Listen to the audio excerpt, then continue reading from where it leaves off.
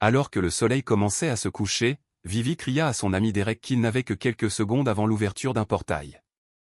Elle lui rappela qu'une fois à l'intérieur du portail, il n'aurait que quelques minutes pour sauver tout le monde. À la dernière minute, elle réitéra qu'il ne devait pas être à l'intérieur du portail quand il se refermerait. Derek vida sa bière d'un trait et lui dit qu'il savait quoi faire. Il descendit ensuite du bâtiment et marcha vers elle, lui faisant remarquer qu'il connaissait la procédure.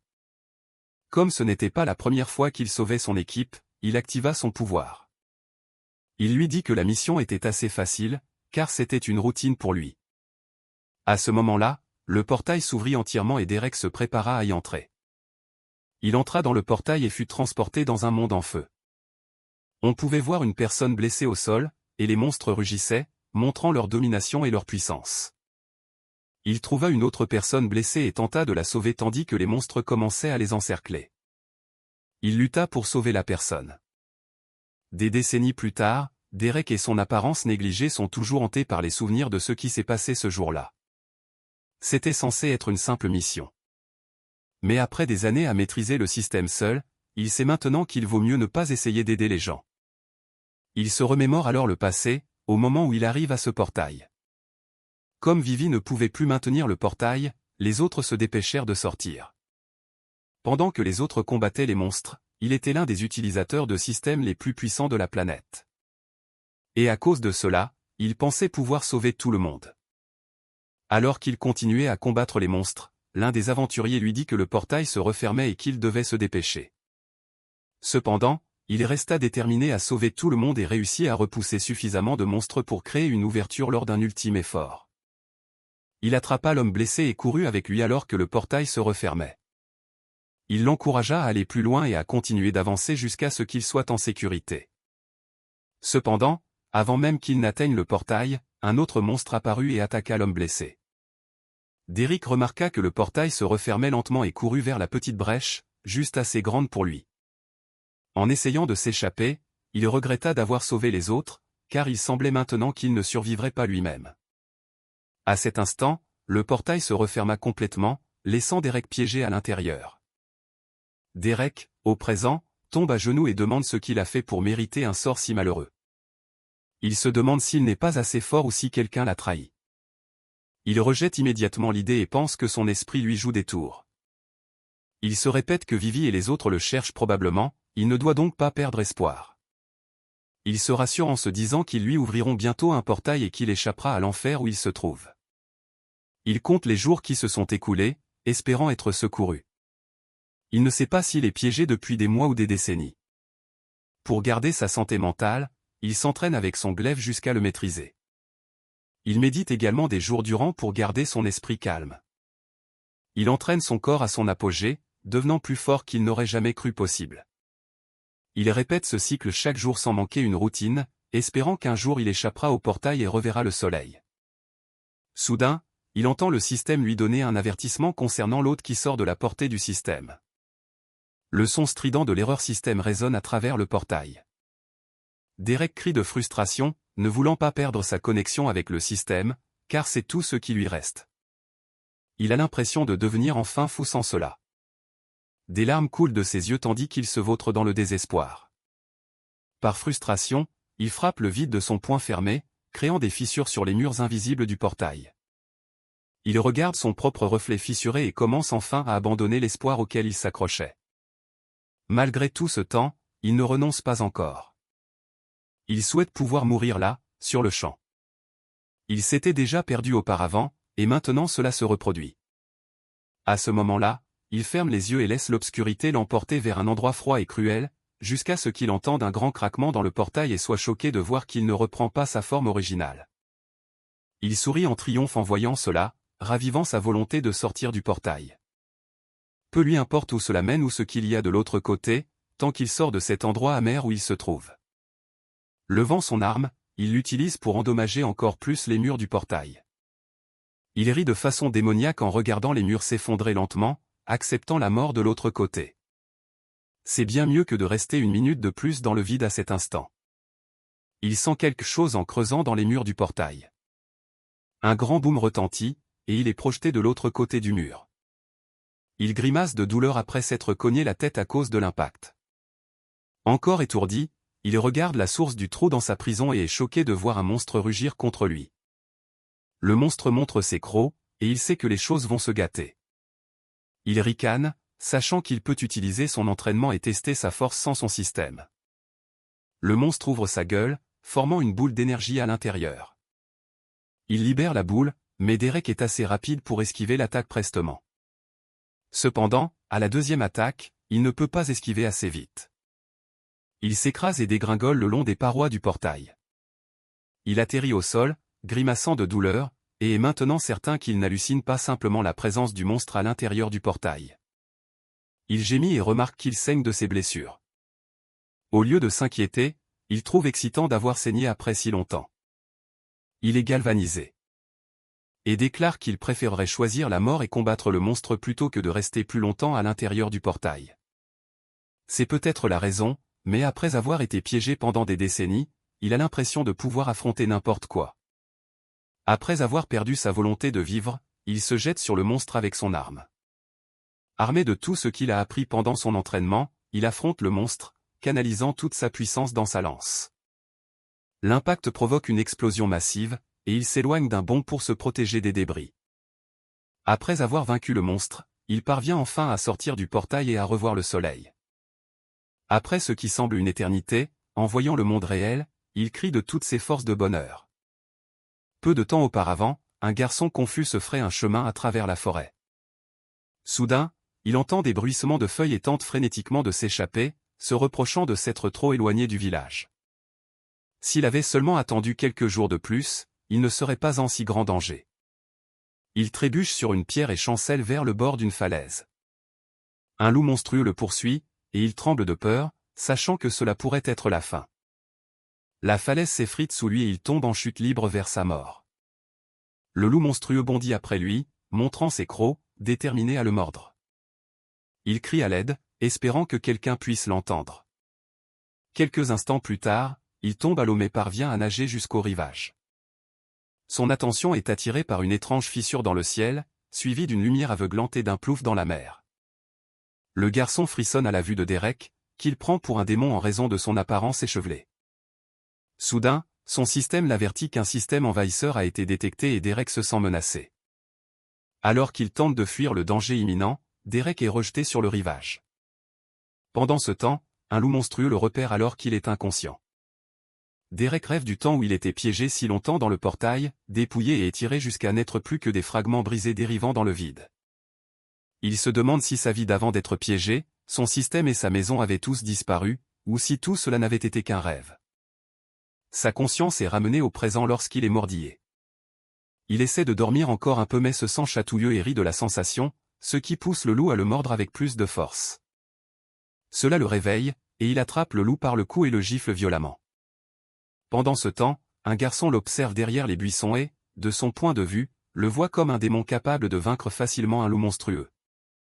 Derek est surpris de voir le loup et le prend pour un chiot.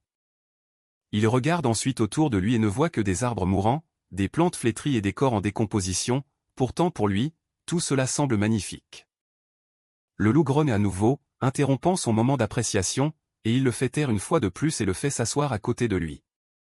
Il réalise que ce n'était pas qu'un rêve et que son système est de retour, mais quand il le vérifie, il remarque qu'il est différent de son ancien système et que ses réalisations et compétences ont disparu.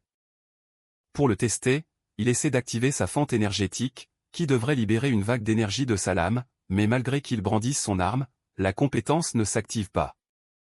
Il se souvient du message d'erreur qu'il a entendu plus tôt, mentionnant un système envahisseur, et se demande si cela signifie qu'il y avait deux systèmes dès le début, ou si son ancien système s'est en quelque sorte combiné à un nouveau.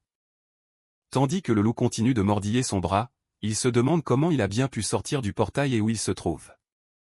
Alors qu'il réfléchit profondément, il entend un bruissement venant de la forêt et est surpris de voir un garçon mendier à genoux. Demandant à être épargné car il essaie juste de retrouver le chemin de sa maison, Derek est choqué que le garçon ait peur de lui et pense qu'il ressemble à un démon mangeur d'hommes.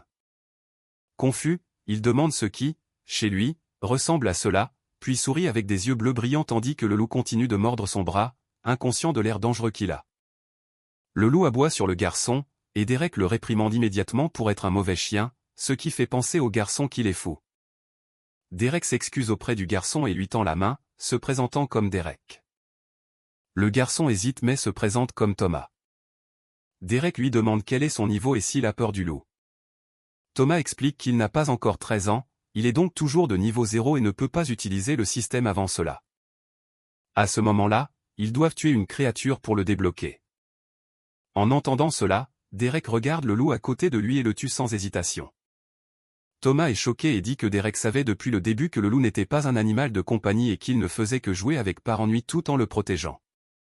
Derek vérifie son système et voit qu'il s'est débloqué, le faisant passer au niveau 1 et qu'il a obtenu le titre de tueur de géants. Pour avoir tué une créature de plus de 50 niveaux supérieurs, il a gagné 2 points de compétence et 282 points d'expérience, ce qui l'enthousiasme grandement.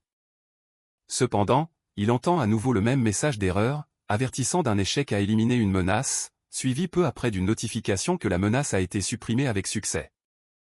Derek réalise que son intuition précédente était correcte et qu'il a 2 systèmes en lui, rendant sa liberté encore plus excitante.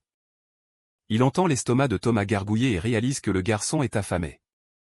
Plus tard, ils font rôtir de la viande et Derek lui donne de l'eau, lui rappelant de ne pas boire trop vite en mangeant. Derek réfléchit à la manière d'accéder à son système original et décide d'acheter la méditation comme compétence. Seulement pour sentir un violent coup au cœur tandis que son ancienne compétence de méditation est détectée et fusionnée avec le nouveau système, électrocutant brièvement son corps. Une fois la fusion terminée, son corps redevient normal, bien que ses veines lui brûlent tandis que la compétence passe au niveau 20. Il confirme que ses anciennes compétences existent toujours mais restent en sommeil jusqu'à ce qu'une compétence similaire soit acquise, leur permettant de se débloquer et de s'améliorer. Et il sourit en réalisant qu'il deviendra encore plus fort qu'avant. Plus tard, il demande à Thomas de lui couper les cheveux avec un rasoir. Alors qu'il voyage et bien que le garçon soit nerveux, Derek le rassure tandis qu'il traverse la forêt. Derek portant Thomas sur son dos, il encourage le garçon à parler du monde. Thomas explique que tout est régi par le grand système que son grand-père dit être juste.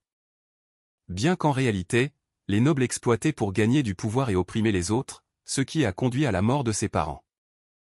En colère, Thomas coupe accidentellement mal les cheveux de Derek et panique. Mais Derek le calme, vérifie son reflet et le laisse vivre.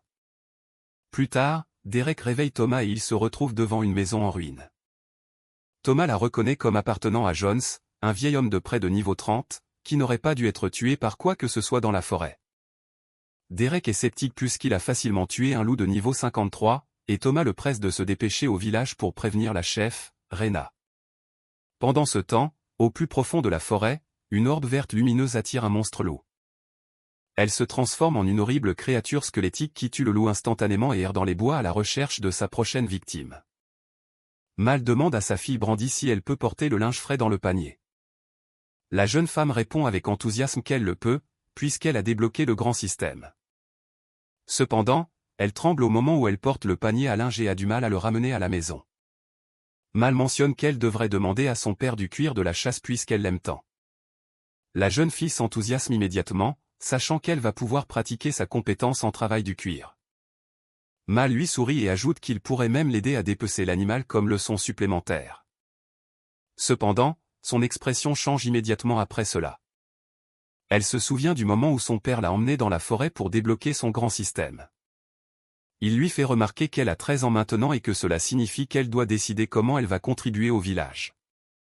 Il lui montre ensuite un monstre de niveau 10 appelé un renard duveteux. Même si elle est initialement contre, elle n'a pas d'autre choix que de tuer le renard duveteux pour activer son système.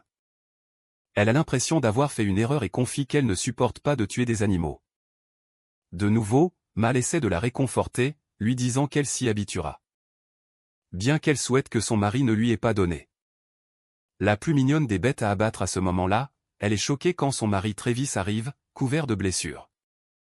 Il lui dit frénétiquement d'emmener Brandy à la porte et de s'échapper. Inquiète, elle se précipite à ses côtés, demandant ce qui se passe. Il les informe que de puissantes bêtes attaquent et qu'elles sont d'un genre qu'ils n'ont jamais combattu auparavant. Il leur dit de se dépêcher et rappelle à sa fille de toujours écouter sa mère. Mal hésite à le laisser derrière elle, mais il la presse de s'échapper car ils n'ont pas le temps. Il leur fait ses adieux et leur dit qu'il les aime tant. La mère et la fille courent dans la forêt. Brandy pleure pendant qu'elle s'échappe, inquiète pour son père. Mal l'assure que son père reviendra sain et sauf car c'est un guerrier fort. Plus tard, dans la partie et de la forêt, un homme mène les survivants de leur village. Le plan est de se rendre au village de Rena et d'y chercher refuge pour le moment. Il leur assure que leurs chasseurs seront juste derrière eux pour les protéger pendant leur fuite, et garantit leur bien-être. À ce moment-là, il sent une présence dangereuse derrière lui.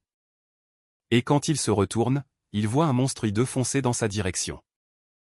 Avant qu'il ne puisse réagir, le monstre le dévore ainsi que d'autres. Les villageois se fichent de peur à cette vue. Les monstres leur grognent dessus, prêts à bondir et à les dévorer à tout moment. Mal regarde sa fille et lui dit urgemment de courir. Au même instant, un monstre leur saute dessus, et Mal essaie de protéger Brandy de l'attaque. N'ayant pas le choix, Brandy s'enfuit pendant que sa mère fait de son mieux pour le retenir. Pendant qu'elle s'échappe, Mal accepte son destin de mourir, tant que sa fille peut vivre. Brandy s'enfuit les larmes aux yeux et percute quelqu'un. Une personne lui demande si elle a besoin d'aide, et il s'avère que c'est Derek avec Thomas. Le garçon le réprimande pour avoir demandé, car il est évident que la fille a besoin d'aide. Derek répond qu'il ne veut pas s'immiscer à moins qu'on ne le lui demande. Thomas court vers Brandy et essaie de la réconforter, et elle s'accroche désespérément à lui. Lui demandant de les aider et de ne pas laisser sa mère mourir, entendant cela, Derek sort sa dague. Il frappe sans effort le monstre, le tuant en un instant. Il demande s'ils ont besoin des 3 autres monstres pour l'expérience, mais Mal lui dit de tous les achever. Il est ravi qu'ils le laissent attaquer, puis il bondit et riposte d'en haut, tailladant les bêtes en un seul mouvement. Après les avoir anéantis, il réalise qu'il a tort après tout, car il ne s'amuse pas du tout. Il les trouve faibles, en attendant. Mal serre fort sa fille dans ses bras après avoir failli être tué par les monstres. Brandy pleure, inquiète pour son père. Mal la rassure en lui disant que Travis va s'en sortir, car c'est un homme très fort. Mais elle note discrètement que son mari n'est pas aussi fort que l'étranger qui les a sauvés. En fait, elle n'a jamais rencontré quelqu'un d'aussi fort dans tous les villages. Elle est stupéfaite de la facilité avec laquelle il tue les bêtes. Elle le remercie de les avoir sauvés et lui demande qui il est. Derek répond qu'il n'est qu'un gars ordinaire, ramenant Thomas à son village. Il les invite à les accompagner sur le chemin du village de Thomas. Cependant, le garçon essaie de le convaincre de les aider un peu plus.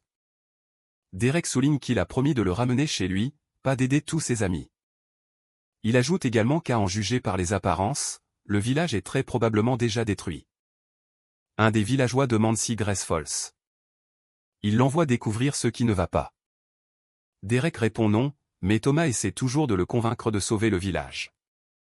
Il l'exhorte à bouger, mais Derek refuse d'aider et souligne qu'ils n'ont accepté que d'échanger des informations et de le ramener chez lui en toute sécurité. Il n'a pas signé pour risquer sa vie pour des étrangers. Derek lui dit que la raison pour laquelle il est fort est qu'il ne compte que sur lui-même et ne met pas sa confiance en les autres pour l'aider. Plus important encore, il ne cherche pas à faire le héros. Quand les choses deviennent incontrôlables et que quelque chose de terrible lui arrive, c'est parce qu'il se met en 4 pour aider les autres. Il apprend à ses dépens et réalise qu'il ne devrait pas se mêler des affaires des autres. Thomas fait remarquer que puisqu'il est fort, il devrait aider les autres. Derek ricane et se moque de lui pour sa naïveté. Le garçon répète que rien ne peut le blesser, donc il peut se battre sans avoir besoin de personne d'autre.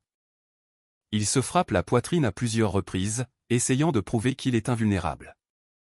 Le garçon se met à pleurer et le traite de salaud pour ne pas vouloir utiliser son pouvoir pour le bien. Derek admet qu'il n'est pas une bonne personne et lui dit que la vie n'est pas un conte de fées. Espérant qu'un jour il le réalise aussi, c'est ainsi qu'il pourra devenir fort. Et quand cela arrivera, il pourra décider d'être un héros lui-même. C'est la seule façon de survivre dans le monde cruel où ils vivent. Thomas le fusille du regard, et voyant la détermination dans les yeux du garçon, Derek se souvient de ce qu'il était autrefois. De manière inattendue, cela remue quelque chose de profondément ancré en lui dont il est difficile de se libérer.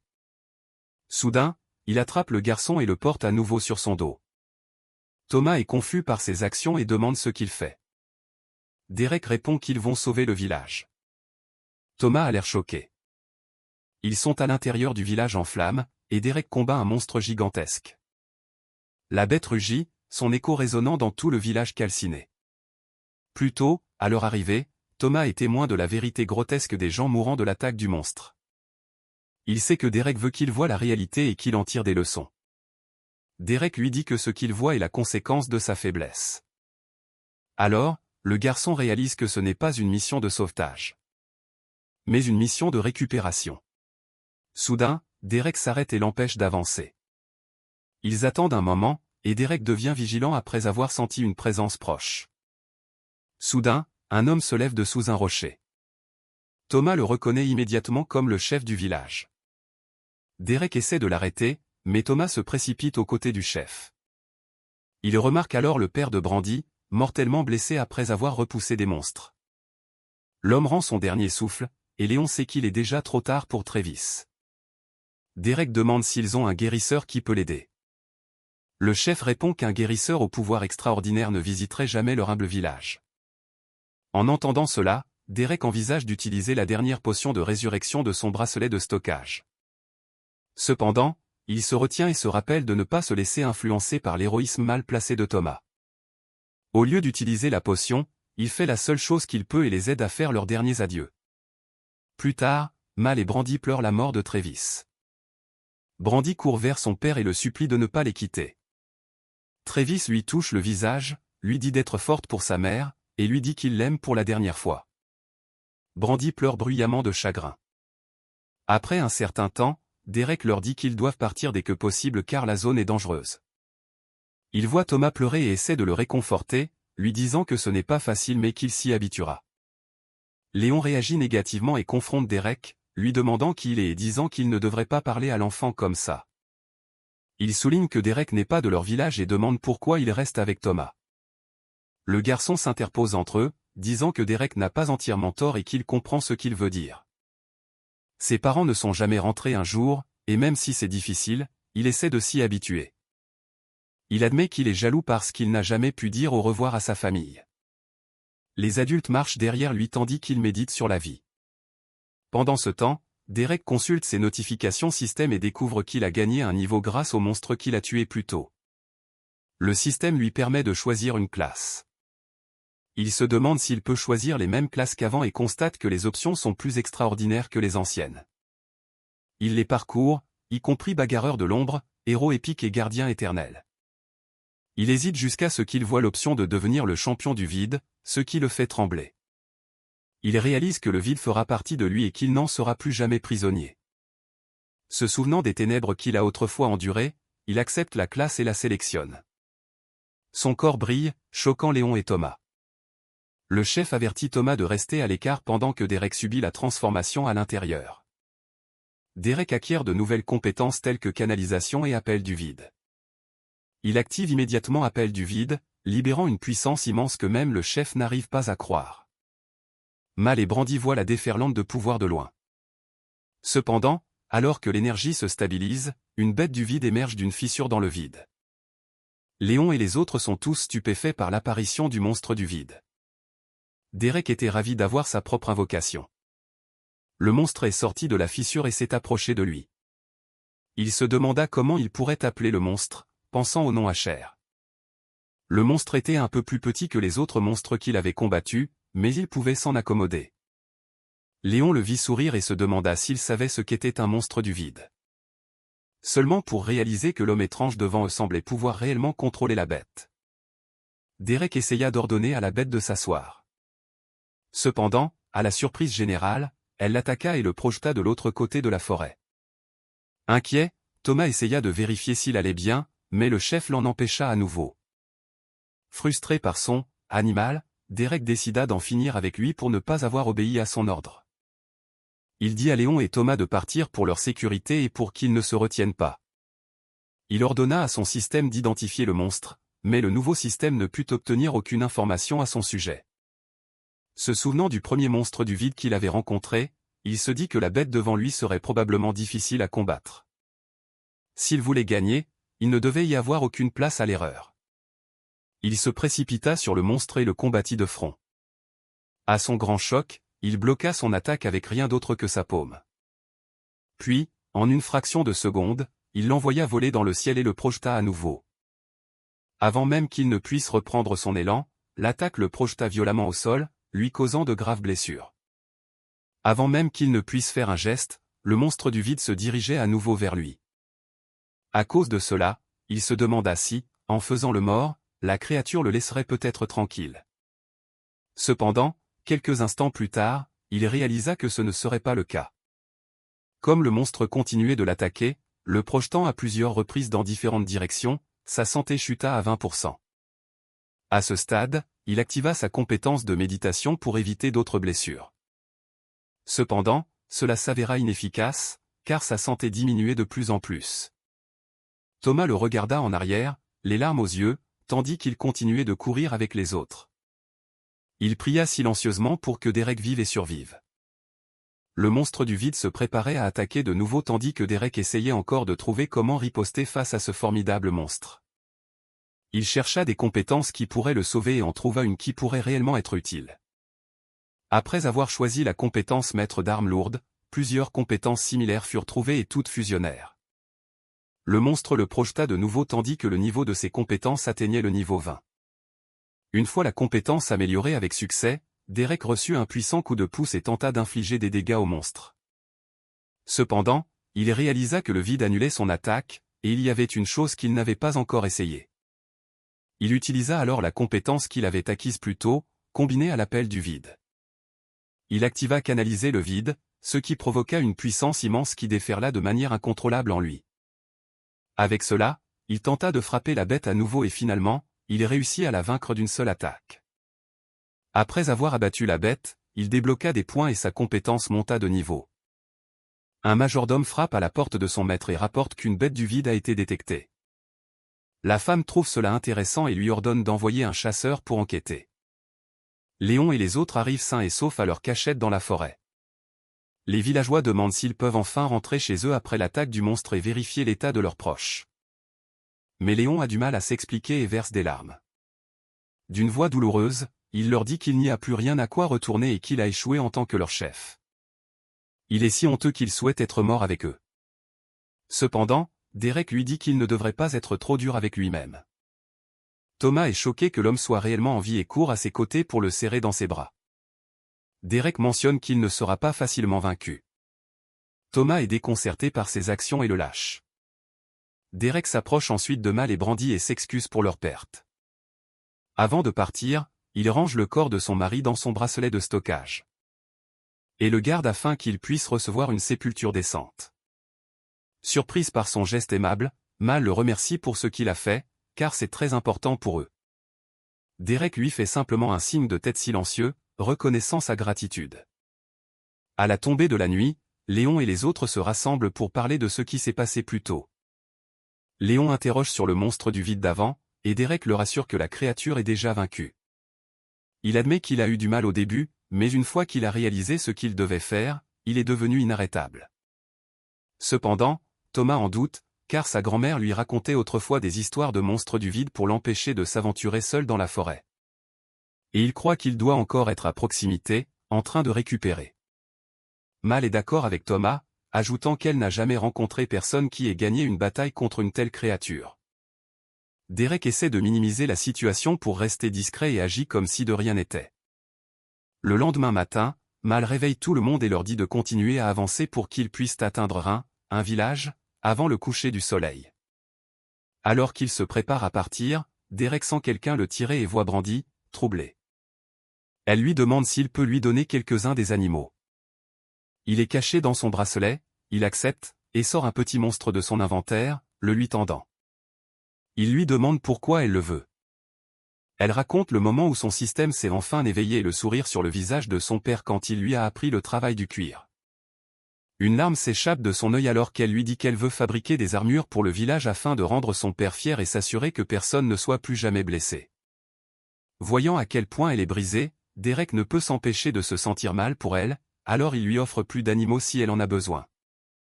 Il tapote la tête de la jeune fille et réalise que peut-être il ne peut pas tout faire seul après tout. Plus tard, les villageois atteignent enfin le village de Rena. Mal parle aux gardiens qui refusent de les laisser entrer parce qu'ils sont inconnus et n'ont pas d'identification appropriée. Frustrée, elle lui demande d'appeler Rena, mais il refuse toujours, disant qu'il ne veut pas quitter son poste. Pendant ce temps, Derek demande à Léon s'il ne va rien dire puisqu'il est le chef. Le vieil homme répond qu'il n'est pas digne d'être appelé chef parce qu'il n'a plus de village, et qu'il n'y a personne à blâmer d'autre que lui-même. Mal continue de supplier le gardien de les laisser entrer, citant le décret gracieux. En colère, Derek intervient et déclare qu'il va simplement briser le mur pour que les villageois puissent entrer. Le gardien le met au défi de le faire, confiant que le mur est impénétrable, et propose même de leur donner une leçon puisqu'il manque clairement d'éducation. Voyant Derek sur le point de perdre son sang-froid, Mal lui rappelle que tuer un noble n'en vaut pas la peine et ne ferait qu'empirer les choses. À ce moment-là, le portail s'ouvre et révèle Rena, la chef du village, accompagnée d'Es, le plus jeune fils de Walt Grasfall. Rena reconnaît immédiatement Mal et lui demande la raison de sa venue. Elle demande ensuite si leur village est en sécurité, car l'un de ses chasseurs a signalé avoir vu de la fumée dans cette direction.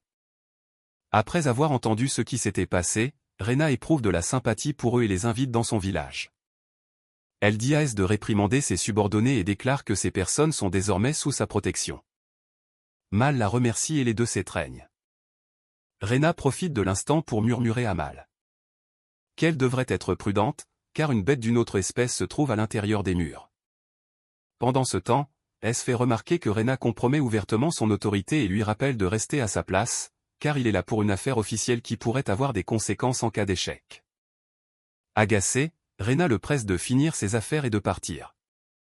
Il rétorque qu'elle n'est pas protégée par la loi et affirme qu'il pourrait écraser tout le monde dans le village s'il le souhaitait. Rena en doute, sachant que cela jetterait la honte sur sa maison et que son père n'hésiterait pas à le réprimander. Pendant ce temps, Derek réalise qu'il peut maintenant mettre fin à son contrat avec Thomas puisqu'il l'a ramené auprès des siens. Pourtant, il envisage de rester un peu plus longtemps pour en apprendre davantage sur le monde au lieu de simplement errer dans les bois. Il se convainc que c'est la seule raison pour laquelle il veut rester. Alors qu'il se tient près de l'entrée, Rena le remarque et lui demande s'il est l'un des amis de Mal, ajoutant que toute personne liée à Mal et Léon est la bienvenue dans le village. Derek passe devant elle et entre, et elle réalise soudain qu'il possède une aura extraordinaire. Delilah. La grand-mère de Thomas fulmine à table, convaincue que Rena doit avoir une sacrée bonne raison de les faire attendre si longtemps. Pendant que Richard, son grand-père, lui dit calmement de se détendre, l'impatience monte. Alors que Delilah tape du pied sur le sol, brisant le silence tendu, elle réplique avec colère, refusant de se détendre. Elle rappelle à Richard que Thomas est toujours porté disparu. La porte s'ouvre soudainement en grinçant, attirant l'attention de tous vers l'entrée. Rena arrive enfin, incitant Delilah à exiger ce qui pouvait être si important pour les avoir fait attendre. Delilah se fiche sous le choc alors que les larmes coulent sur son visage, à peine capable de croire ce qu'elle voit. Thomas fait irruption dans la pièce à toute vitesse, appelant ses grands-parents en courant droit vers eux, submergé par l'émotion. Delilah a du mal à parler tandis que son petit-fils tend la main vers elle.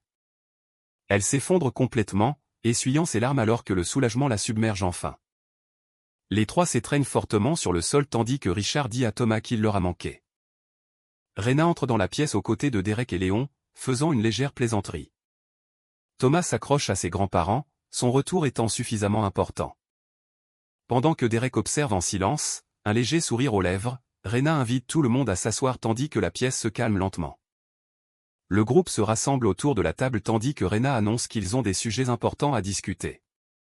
Elle s'adresse formellement à Derek après avoir appris de Mallory qu'il était la raison pour laquelle tous les habitants du village de Léon sont encore en vie.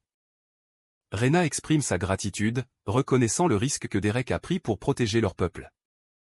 Pendant ce temps, Thomas partage un moment précieux avec ses grands-parents alors qu'ils se retrouvent enfin. Derek minimise la situation en réponse à Rena, écartant les éloges et insistant que ce n'était rien de plus que faire ce qui devait être fait. Rena réplique fermement, déclarant que la protection de son peuple est le devoir d'un chef. Son expression s'aiguise alors qu'elle signale qu'il y a encore d'autres sujets à aborder. Elle lui fait clairement savoir qu'elle ne peut lui offrir aucun paiement s'il s'attendait à cela, admettant que le village est déjà à court de ressources. En regardant un noble se prélasser nonchalamment dehors, elle demande une autre boisson à un villageois.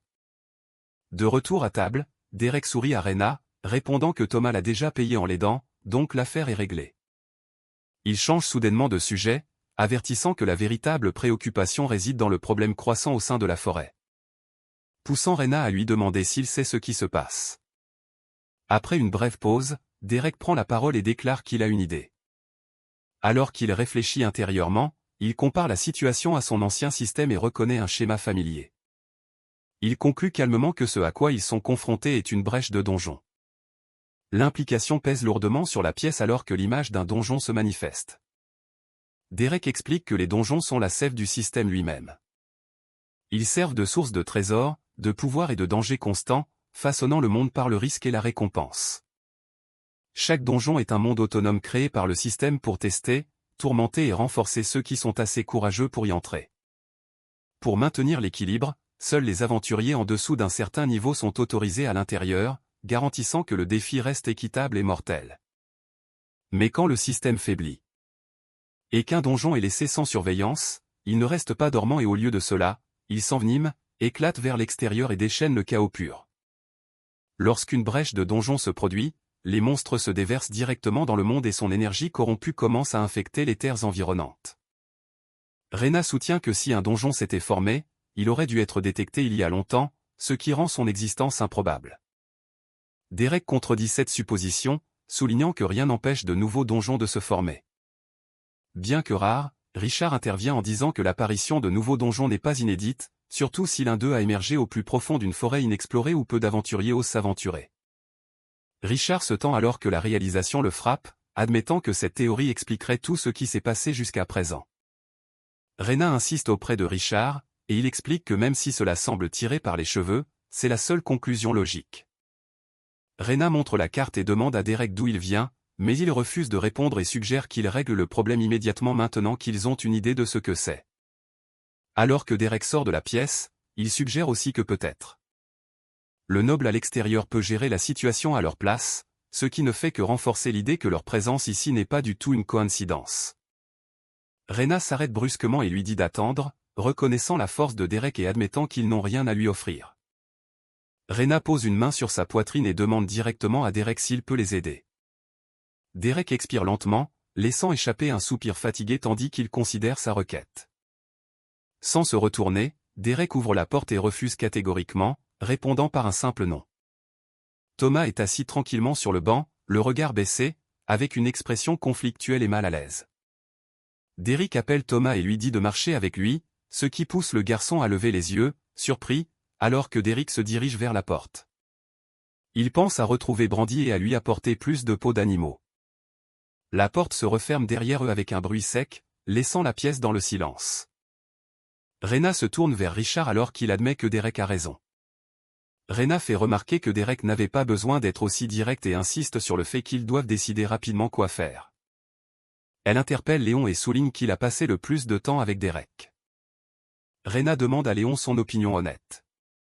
Maintenant que Derek est parti, il se tait, fixant le vide tandis qu'il réfléchit à la question. Léon admet qu'il ne sait pas, puis commence à décrire Derek comme quelqu'un qui pose beaucoup de questions basiques et qui a un côté vif et sarcastique. Rena insiste auprès de Léon, lui demandant ce qui ressort d'autre chez Derek. Léon révèle que Derek peut même invoquer le vide, son expression tendue en le disant. Dehors, Derek marche dans les rues du village, Thomas le suivant de près. Derek scrute les environs et demande où pourrait être Brandy, remarquant que le village n'est pas si grand. Non loin de là, une voix perçante crie, ordonnant à quelqu'un de lâcher prise alors que la situation devient hostile. Brandy se débat et insiste que la fourrure est à elle, tandis qu'une noble ricane qu'une paysanne ne ferait que gâcher quelque chose d'aussi précieux. Elle arrache l'objet, prend calmement la fourrure et remarque avec suffisance que ce n'était pas difficile du tout. Alors qu'elle est au sol, Brandy la menace de le rendre ou d'en subir les conséquences, mais la noble se moque d'elle en invoquant Wallace comme excuse pour donner une leçon au village. Serrant la fourrure avec un sourire satisfait, elle se détourne tandis que Brandy la regarde, impuissante. Elle s'énerve soudainement en heurtant Derek, commençant à le réprimander sans réaliser qui se tient devant elle. Son expression se fige alors que la peur la submerge, son corps tremblant tandis qu'un ordre silencieux de lâcher prise plane dans l'air. Une lourde pression envahit la scène alors que l'atmosphère s'assombrit, lui faisant réaliser qu'elle a gravement mal jugé la situation. Derek la domine, les yeux brillants et une fureur froide, exigeant la fourrure d'une voix qui ne laisse aucune place au refus. Une épée radieuse s'enfonce dans le sol, déclarant la situation complètement inacceptable. Un S furieux condamne l'offense, exigeant justice pour l'insulte commise envers la noblesse. Il lance un ultimatum froid, ordonnant à Rena de s'écarter ou de faire face à des conséquences mortelles. Elle intervient avec force, ordonnant à S de se retirer et interdisant tout combat dans son village. Derek observe la tension croissante tandis que Rena note silencieusement qu'il a déjà causé des problèmes. Rena reconnaît que Léon avait raison d'être prudent à son sujet. Brandy s'accroche à la fourrure en pleurant. Tandis que Thomas tente de la protéger, S accepte froidement le dénouement et s'avance, prenant les choses en main. D'un geste dédaigneux, Derek attrape le bras de la noble, puis la projette au sol tandis qu'S observe, incrédule. Derek déclare calmement qu'il avait de toute façon l'intention de quitter le village, tandis que la foule observe en silence, stupéfaite. Thomas s'accroche à sa grand-mère sous le choc, peinant à comprendre la décision soudaine de Derek. Derek le rassure en lui disant qu'il reviendra, lui rappelant d'écouter ses grands-parents et de continuer à s'entraîner avant de partir. Derek tend le rasoir électrique à Thomas et lui dit de s'entraîner à l'utiliser pendant son absence, tout en s'éloignant. Il avertit Thomas de ne pas encore déverrouiller son système, et le garçon acquiesce silencieusement. Derek s'arrête alors qu'S l'interpelle, son expression devenant froide et vigilante, mais Derek passe devant lui et déclare qu'il va l'arrêter là. Il menace S d'un ton condescendant, l'avertissant de ne plus jamais toucher quiconque du village. Derek s'avance sans hésitation et promet catégoriquement de le tuer s'il revient un jour. Alors que la tension atteint son paroxysme, S se demande silencieusement qui est vraiment Derek. Alors que Derek s'éloigne, S et son groupe se raidissent, accablés par la pression écrasante de sa seule présence. Rena et les autres échangèrent des regards tendus, sentant que quelque chose n'allait pas du tout. Alors que la peur les traverse, Derek avance, entouré d'une énergie violette crépitante qui irradie une terreur pure. Soudain, S ordonne à Jeff de suivre Derek, son ordre étant accueilli par un hochement de tête sec. Pendant ce temps, Derek se souvient de ce qu'il a appris de Thomas concernant l'obtention d'un succès pour avoir tué quelque chose de plus de 100 niveaux supérieur à lui. Derek réalise qu'il devra s'aventurer profondément dans la forêt s'il veut trouver quelque chose d'assez puissant. Il réfléchit qu'il ne devrait pas le faire maintenant, car il est encore techniquement à un faible niveau. Alors que Jeff l'espionne depuis l'arbre, l'archer tend son arc, la corde grinçant doucement tandis qu'il vise. Il sourit et se moque de Derek d'en haut, confiant que Derek ne saura même jamais qui l'a attaqué. La flèche est décochée, fendant l'air dans un flou soudain. Derek note qu'il a déjà monté de plusieurs niveaux, mais qu'il doit encore trouver un monstre d'au moins le niveau 112. Son écran de statut apparaît. Révélant sa classe de niveau, ses statistiques fortement améliorées et ses points de statistiques non utilisés qu'il compte distribuer, les yeux de Derek s'aiguisent alors qu'il sent une flèche s'approcher de lui à grande vitesse. Remarquant que Jeff a enfin fait son mouvement après l'avoir suivi pendant plus d'une heure, il esquive calmement l'attaque. Derek ouvre son menu de statut et commence à allouer des points à plusieurs statistiques à la fois. Plusieurs succès se déclenchent en succession, stupéfiant Derek alors que le système le récompense avec des compétences gratuites. Jeff panique lorsque son tir rate, peinant à comprendre comment Derek l'a évité. Convaincu que Derek ne l'a jamais remarqué, il ignore le raté et prépare un autre tir. La flèche déchire l'air vers Derek avec une vitesse mortelle. Il repousse la flèche avec désinvolture. Ses yeux perçants lancent un regard noir alors qu'il révèle qu'il est en train de sélectionner une nouvelle compétence. Jeff se fiche sous le choc, incapable de comprendre comment Derek a réagi à temps. Sans hésiter, il pivote et s'enfuit dans la direction opposée. Il saute à plusieurs reprises à travers la cime des arbres, s'échappant rapidement de sa proie. Jeff panique, réalisant qu'il est chassé par quelque chose qui le dépasse de loin. En pleine course, Derek apparaît nonchalamment devant lui. Il hésite entre la résistance magique et la peau de pierre. Jeff percute un arbre où se trouve Derek et change instantanément de direction. Derek se jette sur lui alors que Jeff hurle de terreur, essayant désespérément de s'échapper. Il s'accroche désespérément à une branche et s'accroupit sur la branche d'arbre, se préparant à son prochain mouvement. Jeff rugit et déchaîne son attaque vers le haut, tirant des flèches dans toutes les directions. Une pluie de flèches s'abat à travers la canopée sur Derek en contrebas, alors qu'il qualifie son mouvement de minable. Les flèches brisent violemment les branches, déchirant les arbres avec une force explosive. Jeff halète lourdement en regardant autour de lui, incertain si son dernier coup a porté. L'arbre explose en débris et en fumée tandis que l'impact se dissipe, laissant le résultat incertain. Derek est assis calmement sur une branche au-dessus de lui, révélant qu'il a échappé de peu à l'attaque. Réalisant son erreur, Jeff panique après avoir choisi la résistance magique trop tôt, se tapant la nuque ensuite. Jeff se traîne en avant. De retour au village, une voix furieuse crie le nom de Jeff et demande ce qui lui est arrivé. La silhouette malmenée de Jeff est rattrapée et interrogée par S, à peine capable de répondre alors qu'il admet ne pas l'avoir tué, couvert de contusions. Jeff avoue qu'il n'a même pas pu égratigner Derek. La vérité s'impose, laissant S stupéfait et momentanément sans voix. Il demande à tout le monde de se regrouper alors que l'ordre est donné de rassembler leurs affaires et de retourner à Torith. L'un des hommes remet en question la retraite, demandant s'il fuit vraiment. S coupe court immédiatement, clarifiant qu'ils ne fuient pas mais vont chercher des renforts. Pendant ce temps, Derek s'enfonce plus profondément dans la forêt, suivant un ruisseau tranquille alors qu'il voyage seul. En marchant, il active à plusieurs reprises sa capacité système, identifiant calmement son environnement. Le système étiquette les objets proches comme les arbres et les rochers, confirmant que la compétence d'identification monte de niveau. Grâce à une utilisation constante, Derek active à nouveau l'identification, se concentrant sur l'étrange créature devant lui. Le système révèle que c'est un monstre de niveau 54, un lapin cornu. Au lieu d'attaquer, Derek s'accroupit et lui parle nonchalamment, se demandant pourquoi il erre si profondément dans la forêt. Le lapin le fixe en silence, sa corne unique et son expression calme le faisant paraître étrangement inoffensif. Derek sourit et admet que la créature est en fait plutôt mignonne, hésitant même en pensant à son niveau. Le lapin bondit soudainement en avant, plantant sa corne lumineuse directement dans Derek avant qu'il ne puisse finir de réagir. Derek recule sous le choc, enregistrant à peine ce qui vient de l'attaquer. Le lapin se retourne en plein vol, s'écrasant contre un arbre avec une force brute.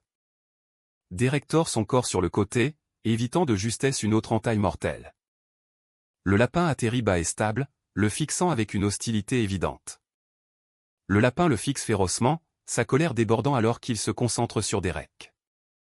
Il sourit d'un air suffisant et accepte calmement le défi, invitant la créature à attaquer. Le lapin s'accroupit et grogne, ses muscles se contractant alors qu'il se prépare à bondir. Il fonce droit vers le bas en piqué vertical, enveloppé dans un faisceau perçant d'énergie bleue. Derek pivote et dévie l'assaut, repoussant la créature tourbillonnante en plein vol. Il attrape le lapin net en plein vol, le tenant à l'envers, la créature gigotante. Derek fait remarquer avec désinvolture à quel point il est imprudent. Le lapin mord en représailles, réussissant enfin à le toucher. Un indicateur de dégâts apparaît, mais Derek l'ignore, imperturbable face à la blessure mineure. Il se fige en plein mouvement, sentant que quelque chose ne va pas, alors qu'un avertissement traverse son esprit. Réalisant que l'attaque ne lui avait rien fait. Mais pourrait être fatale à quelqu'un de bien plus faible comme Thomas, le lapin le fixe férocement en retour, son hostilité et son intention pleinement exposées. Derek s'agenouille et pose calmement le lapin, décidant de mettre fin au combat sans le tuer. Il s'éloigne avec dédain, se moquant du lapin, le jugeant indigne d'être chassé. La créature le regarde en silence, toujours clairement irrité et aux aguets. Soudain, Derek examine ses options, se demandant quelle compétence de restauration choisir.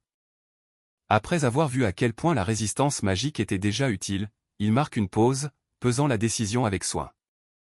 Au lieu de se précipiter, le système affiche les compétences de restauration disponibles, étalées devant lui. Derek remarque que le système n'offre que 3 choix, rendant la décision inévitable. Il écarte immédiatement, soin des toxines, y voyant peu d'intérêt à soigner les poisons pour l'instant.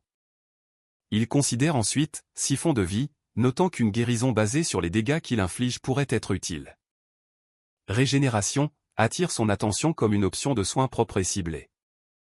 Derek hésite, réalisant que le « siphon de vie » le soignerait probablement plus globalement, mais quelque chose ne lui semble toujours pas juste. Après avoir décidé, il sélectionne « régénération » et valide son choix, le système le confirmant.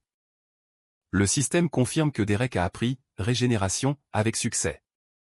Il se rassure en se disant que choisir « régénération » est logique, surtout s'il doit un jour soigner quelqu'un d'autre. Derek soupire de frustration, se demandant pourquoi il est parti pour quelque chose d'aussi trivial qu'un succès. Entouré par la forêt silencieuse, il repense amèrement au fait d'avoir enfin rencontré des gens après des années de solitude, pour finir à nouveau isolé. Seul dans les bois, Derek se demande pourquoi son instinct est toujours de fuir au lieu de rester. Derek serre les dents et rejette cette pensée d'emblée, se forçant à arrêter de trop réfléchir. Il se convainc que rester n'aurait fait que causer des problèmes, se souvenant à quel point ils avaient failli mourir à cause de la bête du vide. Son expression se durcit à mesure que sa détermination s'affirme, convaincu que partir était le choix le plus sûr pour l'instant. Sans avertissement, Derek est soudainement frappé par derrière, son corps tressaillant vers l'avant sous l'impact. Il se retourne sous le choc, exigeant de savoir ce qui diable vient de l'attaquer. Derek se tourne vers le lapin à cornes, incrédule, lui demandant pourquoi il le suit toujours et s'il lui en veut. Le lapin bondit soudainement en avant. Forçant Derek à brandir son arme à la hâte, un loup mort-vivant émerge des arbres derrière le lapin, révélant la véritable menace qui les traque. Le lapin plisse les yeux et attaque vicieusement, mordant et hurlant avec une férocité inattendue. Derek bloque l'assaut juste à temps, mais l'impact brise sa garde et le laisse chancelant. Derek observe le lapin blessé sautiller et marmonne, incrédule, qu'il pensait que les lapins étaient censés être herbivores. Il étudie le lapin de plus près et conclut que celui-ci est un psychopathe et un crétin. Le lapin le regarde fièrement, son corps souillé comme s'il était complètement insensible à la violence. Avec un soupir, Derek permet à contre-cœur au lapin de le suivre, le prévenant de ne pas le ralentir. Les deux continuent leur chemin à travers la forêt, le lapin sautillant derrière lui comme un compagnon improbable. Derek prépare un feu de camp tandis que le lapin reste prêt, l'aidant nonchalamment comme si le combat et le camping lui étaient tout aussi normaux. Sans hésitation, le lapin achève brutalement un monstre blessé d'un seul coup sauvage. Derek caresse calmement la tête du lapin après coup, souriant comme s'il récompensait un animal de compagnie. Plutôt que de reconnaître la violence, plus tard cette nuit-là, Derek dort près du feu de camp tandis que le lapin se blottit à proximité. La forêt retrouvant enfin son calme, leur routine continue le lendemain alors que le lapin l'aide à nouveau pour sa chasse. Derek s'étire et bâille, se débarrassant des derniers vestiges de son sommeil alors que le brouillard matinal plane bas autour de la clairière. Se frottant la nuque, il appelle le lapin tueur à se dépêcher pour qu'il puisse avancer. Au lieu de le suivre, le lapin à cornes s'arrête et s'assied, le fixant silencieusement. Derek se retourne, confus, ne réalisant qu'alors que le lapin n'a pas bougé du tout. De loin, les deux se font face dans la clairière, un silence gênant s'installe tandis que Derek attend la réaction du lapin. Il comprend que c'est le point de la forêt où le lapin ne le suivra plus. Le lapin s'assied soudainement et s'ancre fermement au sol, refusant de bouger. Derek lui fait un signe d'adieu et lui souhaite bonne chance, tout en admettant sans détour que rien dans la forêt n'a la moindre chance contre lui. En s'éloignant, il accepte que cette séparation était inévitable. Derek baisse les yeux et se rappelle de se calmer tandis qu'il continue d'avancer seul. Derek s'enfonce plus profondément dans la forêt, se rappelant qu'il est seul par choix et non plus piégé dans le vide. Il marche vers une clairière tordue, acceptant que son chemin est quelque chose qu'il a délibérément choisi pour lui-même. Soudain, un noyau d'énergie vert tourbillonnant se forme devant lui, rayonnant une présence inquiétante. Le repérant clairement, Derek active sa compétence et ordonne au système d'identifier le phénomène. Le système le révèle comme le donjon immortel, une instance de niveau 100 avec des conditions de débordement extrêmes et des récompenses inconnues. Derek admet que le donjon pourrait contenir quelque chose digne d'un exploit, mais il refuse d'y entrer. N'ayant aucune véritable mesure de la force du donjon et craignant un autre piège, il décide que le risque n'en vaut pas la peine. Pensant à Thomas et aux nobles, Derek décide que faire demi-tour est le choix le plus judicieux. Il se détourne du donjon, convaincu que tout le voyage a été une perte de temps. Soudain, une goule acide apparaît, jaillissant d'une énergie violente. Meurtri mais calme, Derek salue nonchalamment le monstre, apprenant que c'est un monstre de niveau 115 rayonnant une énergie verte corrosive. Au lieu de la peur, Derek esquisse un sourire et réalise que c'est exactement l'adversaire dont il avait besoin. Derek a retenu sa frustration bien trop longtemps, et il est heureux d'avoir enfin quelque chose sur quoi la décharger. Il a chargé son énergie et a fait face au monstre qui s'élançait. D'un coup de sa lame, le bras de l'ennemi se détache facilement. Il se vante de s'attendre à plus d'une créature de niveau supérieur à 100 en disant cela. Le bras de la goule se régénère en un instant, et ce mouvement inattendu laisse l'homme dans ses griffes.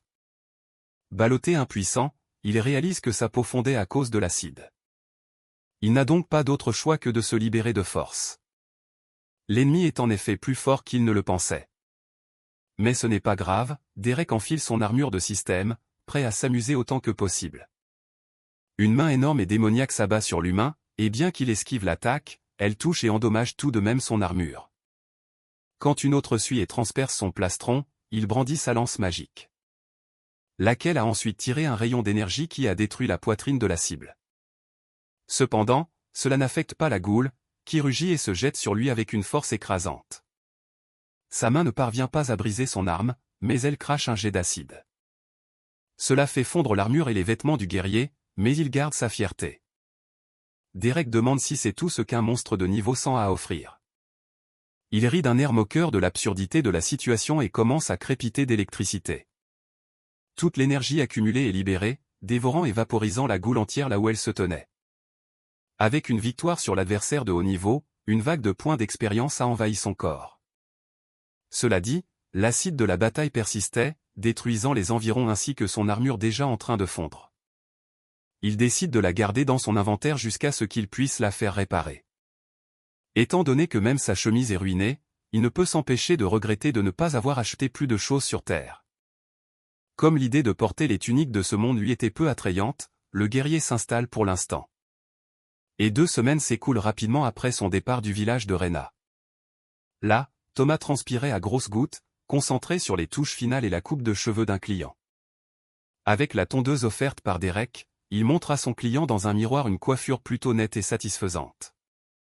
Et on lui dit d'amener d'autres personnes qui pourraient avoir besoin de son aide. Brandy soupire, toujours incrédule.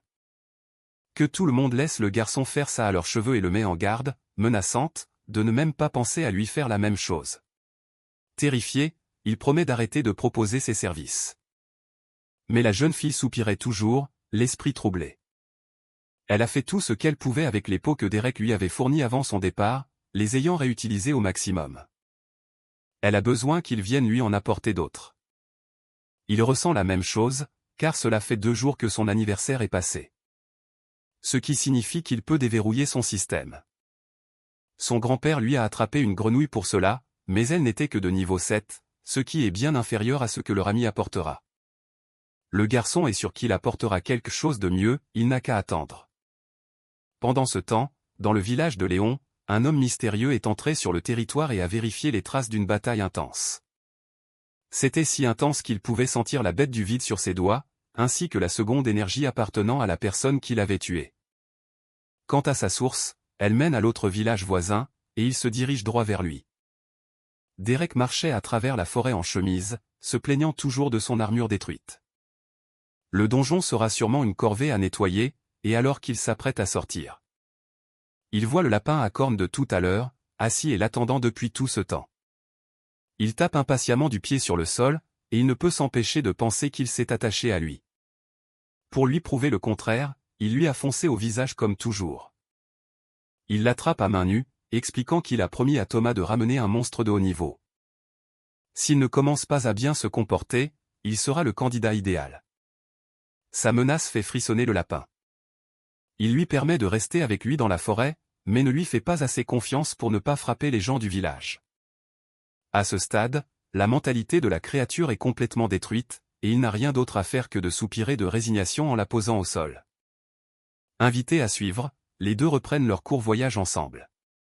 Comme il en a eu marre de l'appeler lapin ou idiot, il décide de lui donner un nouveau nom.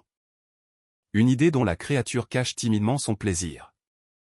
Car la nuit, Derek passe du temps à réfléchir à des façons mignonnes de l'appeler. Mais des noms si purs et gentils ne conviennent pas du tout à sa nature impitoyable. Il part du principe qu'elle est folle et essaie de tuer tout ce qui bouge. Mais il a du mal à trouver quelque chose de convenable. Finalement, il trouve le nom parfait. Désormais, le lapin autrefois idiot sera appelé Sylvie. Son vieil ami, ils sautent ensemble car il y a beaucoup de choses à cogner avec la tête. Une semaine plus tard, ils trottèrent vers le village et atteignirent le pont où ils devaient se séparer. Malheureusement, il ne peut pas la laisser entrer avec lui, certain qu'elle blessera tout le monde là-bas. Elle doit rester dans la forêt pour l'instant et attendre qu'il revienne bientôt. Brandissant un écureuil capturé, il feint la tristesse de leur séparation et dit qu'ils pourront voyager à nouveau une autre fois. Cependant, Sylvie voit l'écureuil comme une cible et se jette dessus. Comme d'habitude, esquivant et regardant l'arbre frappé tomber, il dit à la psychopathe de rester dans la forêt. Même en considérant l'idée de faire tuer Sylvie par Thomas plutôt que l'écureuil, Derek atteint les portes du village et salue le garde. Après s'être identifié et avoir dit qu'il venait de rentrer, il ajoute qu'il n'y a pas besoin de se donner la peine d'ouvrir la porte. Et il saute directement au sommet du mur alors que le garde manque de glisser de surprise. Le visiteur le ramène en sécurité et complimente sa nouvelle coupe de cheveux. Sur ce, Derek saute à l'intérieur du village et appelle immédiatement Thomas, annonçant qu'il est de retour. Le garçon apparut du coin instantanément, comme s'il l'attendait, et fut étonnamment suivi par Brandy, qui percuta un civil. Les deux enfants se sont précipités vers lui avec des histoires sans fin, partageant ce qu'ils avaient fait pendant son absence prolongée. Ils sont ensuite passés à lui demander les choses dont ils avaient besoin, comme des pots et le déverrouillage du système. L'agacement montait lentement alors qu'il était accueilli par des enfants embêtants dès son retour, et cela n'a fait qu'empirer quand les deux ont commencé à se chamailler pour obtenir son approbation. Il les a finalement fait taire en leur pinçant la bouche. Avec un profond soupir, Derek a commencé par Brandy et l'a assuré qu'il avait apporté de nombreuses peaux d'animaux qu'elle pourrait utiliser. Passant à Thomas, il a demandé au garçon s'il avait réfléchi à ce dont ils avaient parlé auparavant, ajoutant qu'il lui avait apporté quelque chose de spécial. On lui a dit de se retrouver à la porte principale demain, où il déverrouillerait son système. C'est ainsi que l'excitation des enfants fut apaisée, mais il avait une dernière question à laquelle il devait répondre s'il voulait ses cadeaux. Ils le conduisent à la meilleure taverne du village, et la simple odeur de l'intérieur apporte de la joie à ses sens. Espérant que la planète a de la bonne bière, il se dirige vers le comptoir avec un grand sourire. En heurtant accidentellement un autre client, il s'excuse de ne pas l'avoir vu. Mais l'homme reconnaît l'aura distincte émanant de son corps. L'homme qui traquait Derek depuis le village de Léon l'a enfin trouvé. Confus par la réaction de l'homme, Derek lui demande qui il est. Reconnaissant silencieusement qu'il semble plus fort que les autres, il dit qu'il est celui qu'il traquait. Il confirme qu'il n'est pas du tout une bête du vide. Ceci dit, il se demande pourquoi le vide est si âcre sur sa peau. Ne voulant pas causer plus de problèmes au village, il feint une ignorance totale. Pensant qu'il ment, la personne mystérieuse pose beaucoup de questions. Il pose des questions trop personnelles pour y répondre du tac au tac. Cependant, Derek prend le doigt accusateur et demande d'un ton menaçant ce qu'il va faire s'il ment. Il n'est pas prêt à reculer si facilement. L'étranger utilise la compétence d'identification pour vérifier les secrets de sa cible. Cela échoue lamentablement, menant à un silence gênant. Mais cela se termine finalement avec le maître secret du vide qui se fait servir une bière. Le barman le salue, ayant déjà beaucoup entendu parler de l'étranger. Pendant qu'il parlait, l'homme se demandait à quel point son niveau devait être élevé pour que son identification échoue de la même manière. Derek regarda avec méfiance l'homme encapuchonné qui partait, tandis que Bart préparait une bouteille de sa meilleure bière, prête pour le client.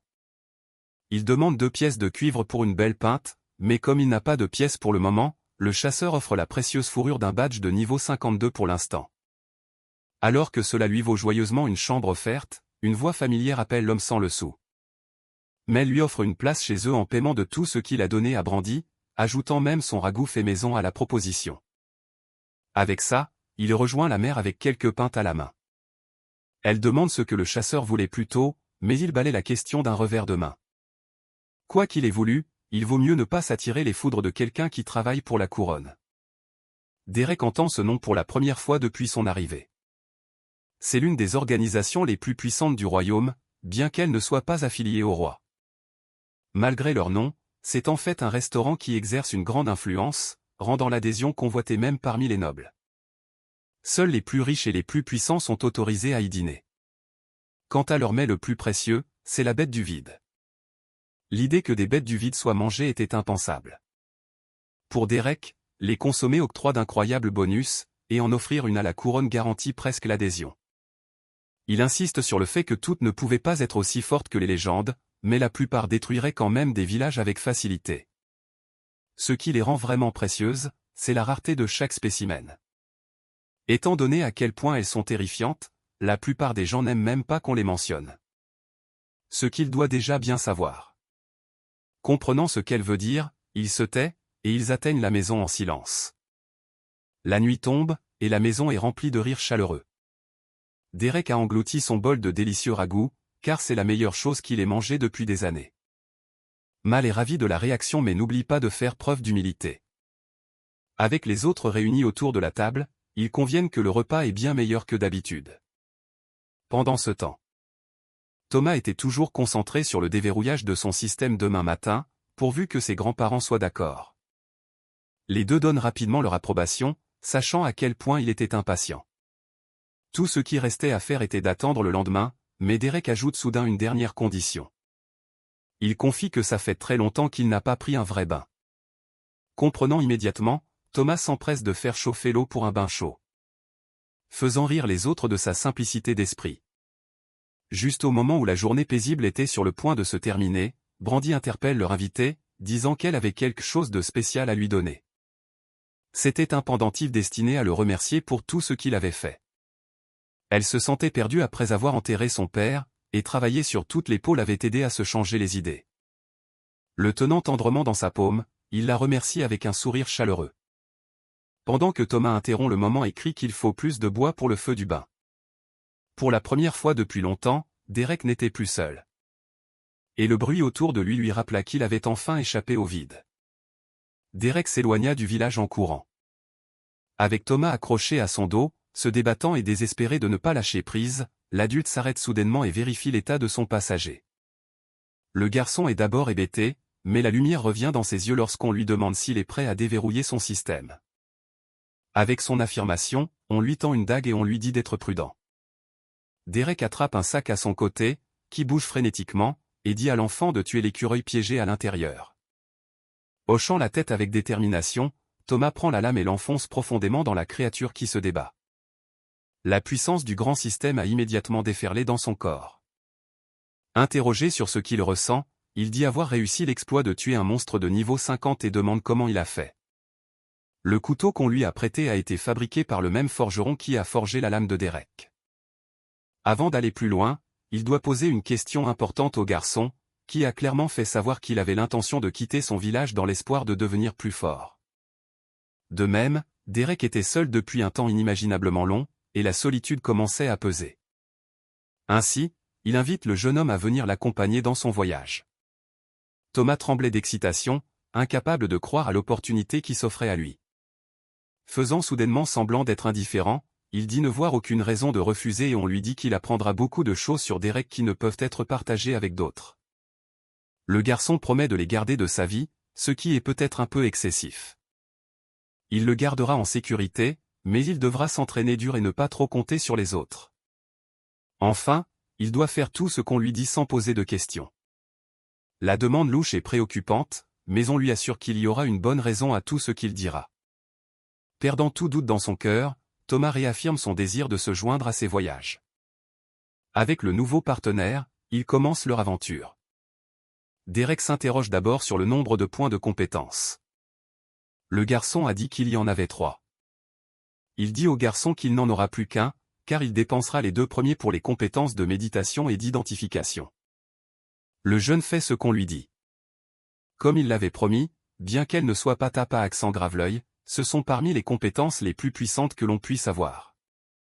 La méditation de haut niveau permet de récupérer même en se déplaçant. Et l'identification protège ses secrets des autres.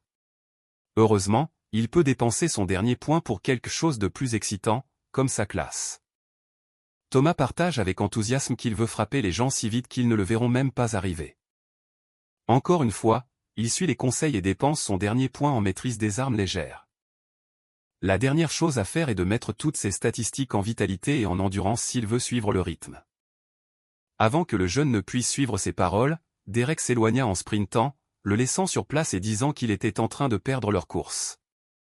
De retour à la maison dans l'après-midi, les adultes se réunissent à nouveau pour discuter de questions importantes. Tapotant frénétiquement ses doigts, Derek dit que beaucoup de gens vont mourir. Rena ne comprend pas et dit qu'elle a demandé des aventuriers d'argent de niveau 50 à la guilde.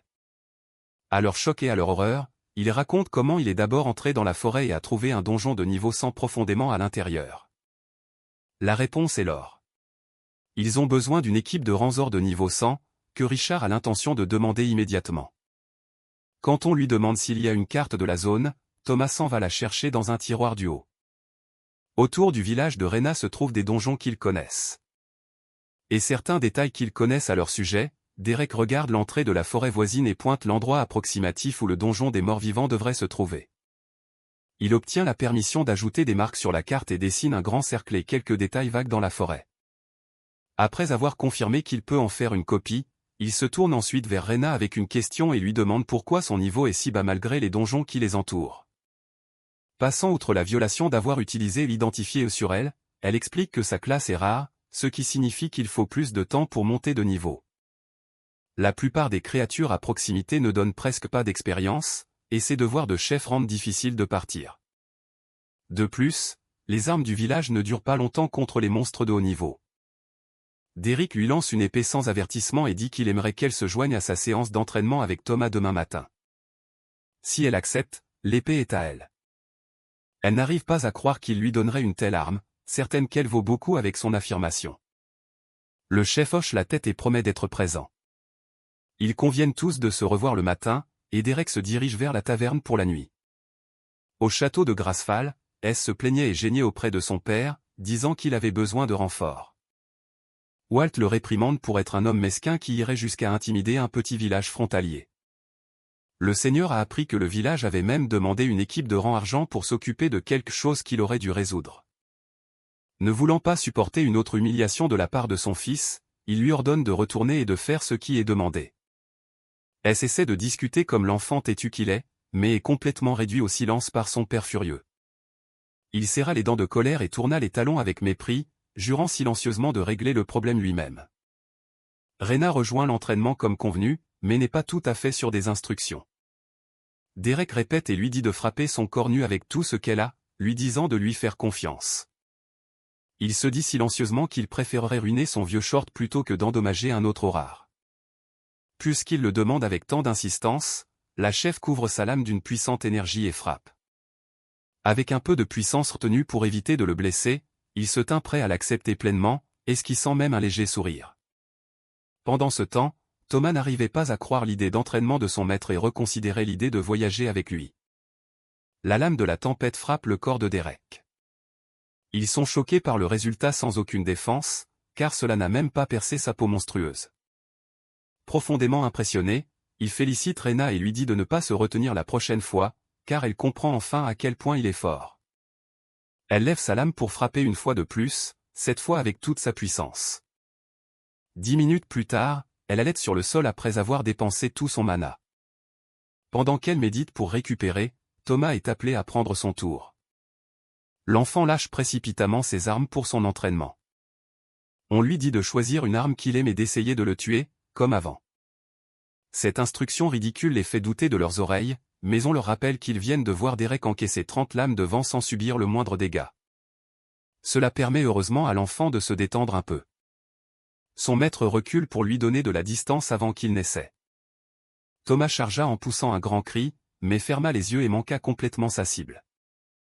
Un silence gênant emplit l'air, et aucun d'eux ne pouvait croire qu'il avait manqué une cible immobile. On lui dit de faire mieux, il s'excuse et promet de ne pas recommencer. Mais cette promesse est vite rompue, alors qu'un autre large coup frappe l'air. Ainsi, Derek suggère d'essayer une arme différente pour l'instant, ce qui lui vaut les arguments défiants du garçon. On lui rappelle sa promesse d'obéir quoi qu'il arrive, et on lui ordonne de réessayer avec une lance. C'est ainsi qu'ils passèrent les jours suivants. Les attaques de Rena augmentèrent à la fois le niveau de sa lame de tempête et sa compétence de résistance magique. Thomas continuait à avoir beaucoup de mal avec les dagues, mais ses capacités avec l'épée et le bouclier étaient plutôt impressionnantes. Au milieu de l'entraînement, Derek attrapa quelques monstres pour qu'il les tue et pour que Brandy s'entraîne. À la tombée de la nuit, il serait de retour à la maison, prenant un dîner chaud avec tous les autres. Richard lui demanda d'être un peu plus patient envers son petit-fils têtu, car son père utilisait des dagues. Le garçon était là, se vantant de ses progrès, rêvant toujours de devenir comme le père qu'il admire. Un jour, Thomas atteignit finalement le niveau 10 et eut l'occasion de choisir sa classe. On lui conseille d'être intelligent et de choisir la meilleure, pas seulement celle qu'il trouve la plus cool. Les hochements de tête enthousiastes du garçon le calmèrent quelque peu, alors il détourna le regard pendant que le jeune tapotait sur son système. Derek ne pouvait qu'espérer qu'on lui ait donné de bonnes options. D'autant plus qu'il avait travaillé si dur, les clics venaient continuellement et sans la moindre hésitation. Le pouvoir d'une nouvelle classe déferla autour de lui, mais il ne demanda rien à son maître, faisant tournoyer une dague dans ses mains. Thomas dit que ce n'était pas nécessaire, car il avait la parfaite option dès le départ. Derek était furieux, ayant déjà une idée de ce qui s'était passé. Le garçon avait choisi la classe de voleur, une classe assez rare, mais la même que celle de son père. Il lui a demandé s'il n'y avait pas de type meilleur ou plus rare et s'il avait juste choisi celle de son père. Sans réfléchir, Thomas ramasse la dague qu'il avait laissée tomber, confirmant les soupçons de son maître tout en racontant à quel point son père était génial. Derek le coupa, lui rappelant que son vieux était mort et qu'il n'était pas doué avec les dagues. Il a été ramené à la réalité sur le fait qu'il n'était qu'un enfant, pas même digne de l'accompagner dans ses voyages. Le garçon tomba à genoux et pleura, tout en le suppliant de le prendre. Cela dit, comment peut-il prendre quelqu'un en qui il ne peut même pas avoir confiance? Il obéira malgré leurs promesses, s'accrochant désespérément à son seul espoir. Thomas fait l'impensable et jure sur le grand système de garder ses secrets. Le système retentit, disant qu'il perdra sa classe et ses compétences si le rond ne serait ce que le serment permanent. C'est similaire à la compétence de contrat de son système précédent, bien que certainement beaucoup plus sévère. Même Derek se demande pourquoi il irait si loin, puisqu'il est manifestement si désespéré. Le garçon reçoit une seconde et dernière chance pour sa propre sécurité.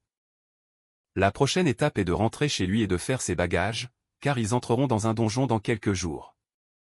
Pendant ce temps, le groupe noble voyageait dans ses carrosses, sirotant du vin sans le moindre souci. Ils étaient contrariés par la tâche de retourner au misérable village, dont l'odeur était si forte qu'elle leur collait aux cheveux pendant des jours. Tandis que les plaintes et les lamentations continuaient d'affluer, Jeff restait silencieux, car il savait mieux que ça. S les a tous réprimandés pour être si bruyants et agaçants, ajoutant que toute cette épreuve serait bientôt terminée. Les deux trouvent le portail juste à côté d'une colline. Ils devraient pouvoir faire un donjon de niveau 25 deux fois avant que Derek ne devienne trop haut niveau. Cela devrait donner à Thomas beaucoup d'expérience avant qu'il ne passe à des choses plus importantes. Bien qu'on lui ait déjà parlé de l'achèvement d'un donjon, le garçon ne comprend toujours pas ce qu'ils font. Là, c'était un portail de niveau 25. Dans lequel aucun d'eux ne devrait pouvoir entrer, il était enfin sur le point de voir l'un des secrets qu'ils n'avaient pas le droit de révéler à qui que ce soit. Ils placent leurs mains sur la boule de pouvoir bourdonnante, déclenchant une réponse qui affiche leurs statistiques d'aventurier. Thomas hurle sous le choc, voyant pour la première fois que Derek n'est que de niveau 18. C'est incroyable, mais cela signifie qu'ils peuvent faire des donjons de bas niveau sans risque réel de mourir. Son maître dit que ce ne sera pas si facile, car il sera juste là pour le regarder se battre. Après tout, il n'y a pas de meilleur entraînement que de combattre quelqu'un qui peut le tuer. Ayant l'occasion, les trois entrent dans le donjon et se retrouvent dans une jungle humide remplie d'une végétation dense. Comme c'est la première fois de Thomas, il se sent naturellement effrayé et nerveux. Mais il a reçu des dagues de haut niveau et l'armure de Brandy devrait le protéger de presque tout ce qui s'y trouve. Il devrait avoir assez de vitalité pour encaisser quelques coups et peut-être soigner avec le pouvoir de Derek si nécessaire. Il y avait plusieurs couches de protection, donc il ne devrait avoir rien à craindre. Certain qu'il va vraiment s'amuser, le vétéran s'enfonce plus profondément. Cela s'avère vite faux. Thomas passe de bonnes heures à être poursuivi, piégé, étranglé et blessé par des insectes gigantesques, tout en suppliant Derek, son gardien, de l'aider. Derek l'aide à se libérer des pinces du monstre. Il tient son bras cassé et se demande si cela était censé faire partie du plaisir. Son côté fou réapparaît alors qu'il dit que tout va bien puisqu'il n'est pas mort de toute façon. Examinant attentivement le bras cassé, il tendit la paume et utilisa une compétence de rajeunissement pour réparer les os brisés. À la surprise du garçon, il peut le balancer comme si rien ne s'était passé. Ceci réglé, ils doivent retourner dehors et finir de nettoyer le donjon.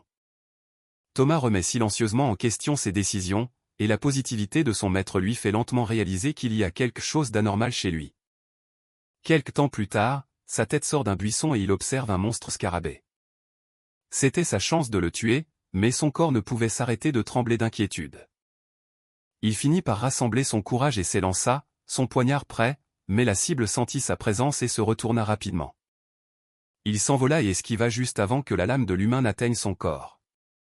Pendant ce temps, Derek ne put s'empêcher de gémir d'incrédulité et de déception tandis que son élève était projeté au loin par une puissante frappe.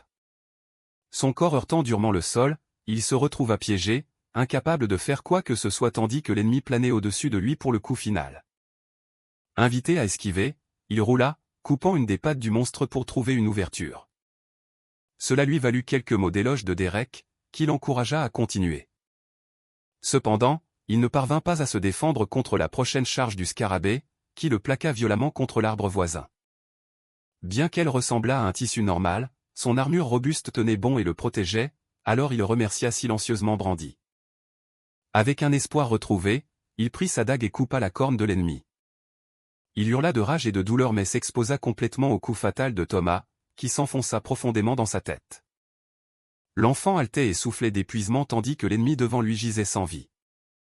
Derek ne peut pas dire que ça s'est bien passé, mais c'était clairement une amélioration par rapport à avant. Il est maintenant temps de revenir sur sa performance spectaculaire, et on lui demande d'abord ce qu'il a mal fait. Thomas dit qu'il a mis trop de force dans son coup. Ce qui l'a fait perdre l'équilibre quand il a raté.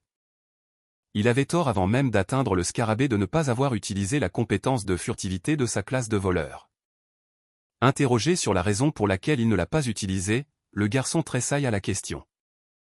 Son esprit est consumé par la question, et il essaie de donner une raison valable. Mais pas une seule excuse valable ne lui vient. Sans autre choix, il admet platement qu'il avait oublié qu'il la possédait. Il avait oublié sa seule et unique compétence de la classe qu'il avait choisie contre la suggestion de son maître. Transpirant de honte, même lui sait que c'est une raison ridicule. Derek soupire et jure d'exaspération, réalisant que son élève est incroyablement stupide. Les roues de la calèche cahotaient sur la route inégale jusqu'à ce qu'elle s'arrête devant le portail d'un village de Rena. Voyant quelqu'un débarquer, le garde exige qu'il s'identifie avant d'entrer. Cependant, quiconque est là le frappe d'un puissant jet de magie. S défonça la porte, sans se soucier des règles. Cela fait se retourner les villageois, craignant d'être attaqués. Les nobles ont continué d'entrer avec arrogance, annonçant qu'ils venaient en réponse à l'appel à l'aide. Et qu'ils étaient là pour les sauver tous du donjon. Une autre personne a tiré son épée, refusant le genre d'aide qu'ils offraient. Rena s'avança, enveloppant sa lame de vent alors qu'elle se préparait à défendre sa terre. Elle frappe la première et ordonne aux invités indésirables de partir immédiatement. Mais S se contenta de sourire à sa tentative de se battre. Dans le donjon d'insectes de niveau 25, une fourmi araignée de niveau 18 affrontait le jeune guerrier. Thomas esquive son attaque dangereuse avec plus d'habileté qu'auparavant. Ils étaient dans le donjon depuis quelques jours, et il était déjà au niveau 17. Croyant qu'il devrait pouvoir gérer un stupide insecte, il chargea avec sa dague et un grand cri. La lame est enfoncée dans le cou de la fourmi, et son visage déborde d'excitation alors qu'il sort enfin victorieux. Cependant, la bataille n'est pas encore terminée. Il était trop distrait pour remarquer l'autre ennemi qui s'approchait par derrière. Il jure de colère, incapable de dégager et de retirer sa dague de l'ennemi tombé. Un dard énorme et acéré était sur le point de lui transpercer la poitrine quand Derek apparut. Juste à temps pour le découper et sauver le garçon. C'est dommage, car la bataille elle-même se déroulait si bien. S'il avait eu une arme plus longue ou plus de levier pour libérer sa lame, il accepte qu'il n'est pas fait pour les dagues et n'aurait pas dû choisir cette classe. Une fois de plus, le vétéran devant lui avait entièrement raison. Le voyant abattu, on dit à Thomas qu'il est un tout nouveau combattant par rapport à leur début. En fait, il pourrait bien être prêt, car il a déjà tout tué. Tout ce qui reste maintenant est de s'occuper du boss final du donjon. Le plan est de l'approcher furtivement et d'en finir rapidement en visant la tête. Derek ouvre les portes de la salle du boss, et il ressent immédiatement une déferlante d'énergie partout. Avant même que Thomas ne puisse réagir, il dévie un coup d'une seule main. Devant eux se trouvait un monstre-mante redoutable, évidemment bien plus fort que le garçon. Ainsi, le nouveau plan est que Derek le retienne et lui donne une chance de porter le coup final. Il s'élança avec une vitesse incroyable et réduisit la distance en un instant. Avec une prise ferme autour du cou de la créature, il la plaqua au sol et l'immobilisa, la tuant presque sur le coup. Il ne reste plus que ça. C'est à Thomas de porter le coup fatal et de prendre la récompense, faisant ce qui lui a été dit. Il se précipita avec son couteau et l'enfonça profondément dans la tête du boss. Après quelques instants de spasme, toute la puissance quitta le corps de la mante et se transforma en portail de sortie. Le système annonce la défaite du boss du donjon, confirmant que le garçon vient de terminer son premier donjon et peut enfin quitter cet endroit infernal. Il est félicité mais on lui rappelle que ça ne fera que se corser. À partir de ce moment, Derek prévoyait d'en terminer un autre, mais il progressa beaucoup plus lentement que prévu. À sa confusion, le garçon était étrangement silencieux et avait une expression bizarre sur le visage, qui s'avéra être de la frustration à cause de la lame coincée dans la tête de la menthe. Thomas est récompensé par la compétence, soin des toxines, qui coûte un point de compétence à obtenir. En terminant son premier donjon, il reçoit 2 points de compétence à utiliser. Il était enfin temps de retourner auprès de sa famille inquiète. Sachant qu'il était déconseillé d'utiliser des dagues, le garçon promet de changer de classe au niveau 25. Derek a même une excellente lance pour ce moment, car l'ancien propriétaire n'en a plus besoin. À cet instant, il se figea, choqué. Personne ne gardait la porte du village, et de somptueux carrosses étaient garés juste à l'extérieur. Réalisant ce qui se passait, il maudit la situation et se précipita vers le village sans un mot. Il arrive à l'entrée, sa lance à la main, tout en appelant Rena et Mel. Au sol gisait Brandy, inconsciente et blessée, mais sa mère était dans un état bien plus grave, se rapprochant de la mort à chaque seconde. Thomas arrive peu après et s'inquiète frénétiquement dès qu'il voit les deux à terre. Heureusement, Derek arriva juste à temps pour soigner les pires de leurs blessures. Donnant une tape rassurante au garçon en larmes, il lui dit de ne pas bouger pendant qu'il trouve les responsables et règle entièrement la situation. Au milieu de la ville, Rena était à terre, une lame aiguisée près de son cou. Elle était déterminée à garder secrète la localisation de l'étranger, alors elle allait faire l'impensable. Au nom de la noble maison de Grassfall, il la condamne à mort par décapitation pour désobéissance.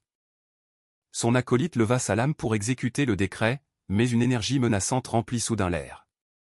Entendant une voix familière, Rena et S sourit tandis que Derek leur rappelle l'avertissement concernant la menace qui pesait sur le village. Contre sa volonté, l'étranger était prêt à les tuer tous.